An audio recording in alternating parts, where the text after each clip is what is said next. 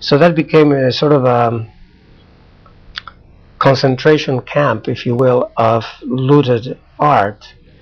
And this place was visited frequently by people like Goering, and even Hitler himself will come in and choose works of art. But the madness behind all this was so severe that when you look at what happened before the war, you begin to understand that there was some really insane way of thinking about things. Like the Nazis were taking even from their own museums in Germany and from other countries the works of art that they used to call or consider degenerate. Right. So there's an interesting irony, because there was a famous show, I believe, in the 30s. Exactly. Of, quote, degenerate art that had been condemned by the regime. Right. And the accounts I've read about that say that the public reception of that was huge. Right. Whereas the show of the accepted art was minimal. Right. And that is why I think you might have heard of the book that I used as one of the sources, and that is often mentioned, is called The Rape of Europe. In the beginning frontispiece of the book, there is an ad for an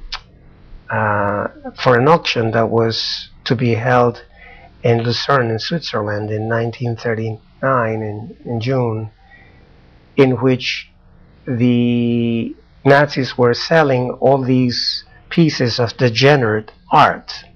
The degenerate art that they were selling were pieces by Picasso, Braque, Gauguin, Van Gogh, Klee, all of the avant-garde of Europe. All of the modern art. Uh-huh. But the tragedy behind that is that they had not just pillaged all of these art from Europe and their own museums, but they were so intent in making this art disappear that the art that was left in many cases was destroyed. So, for instance, prior to that particular auction, they had stored all these degenerate art in a warehouse, and the pieces that they did not take for that particular auction were kept in the warehouse, and later on they were burned in the courtyard of the headquarters of the Berlin fire department. So they burned something like 1,000 pieces and 3,800 watercolors of degenerate art. Wouldn't you like to have one of those pieces today? Imagine the fortune it would be. Of course. Right. And the same thing happened, of course, unfortunately, through the war and after the war as well, because sadly, the recovery of much of what was lost or pillaged was not complete, although there were significant efforts made by a lot of people and countries to retrieve the art. But basically, with that much information that is factual, it wasn't difficult to create the historical platform for the book. The only thing I needed to do was to create a plot that will be reasonably plausible or credible. Right. And so the process of putting together the fiction actually was a little bit more difficult than I anticipated when I started this project. Well, it's a first novel, yes, so I mean, it's I guess there's a certain learning of the skill. Indeed, and but you've done it very well. I mean, you keep the reader guessing about some important issues. Well, it's a very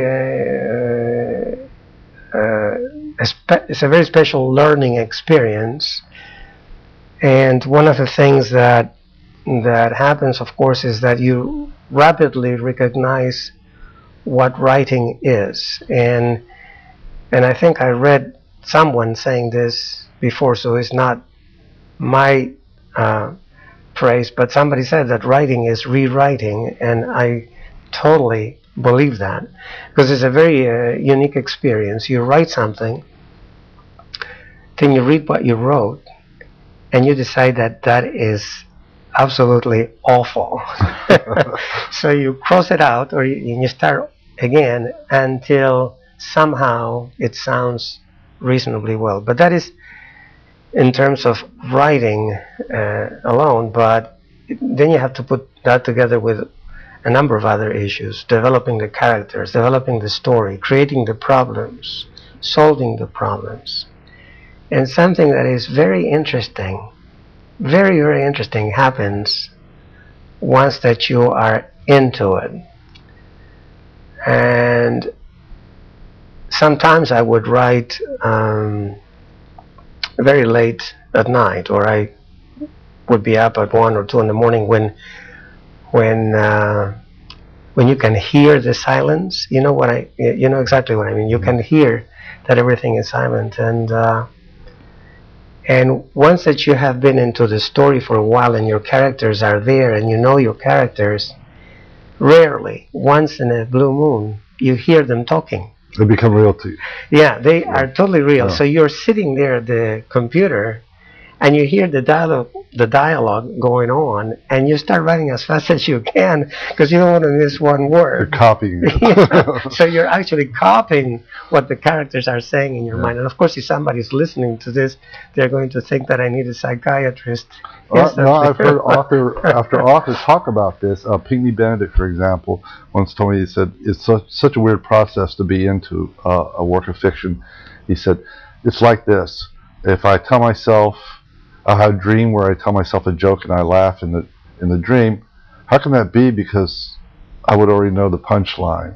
Right. And that's kind of, he equated it to that sort of out-of-body experience. That's exactly right. Your characters become virtually there. Yes, and when that happens, you hope that it will happen again. Right. But it doesn't. It doesn't happen very frequently. But it's kind of interesting because when you read a scene that was written because that happened, you can instantly tell the difference. In other words, you do not rewrite that as many times as you rewrite any of the others.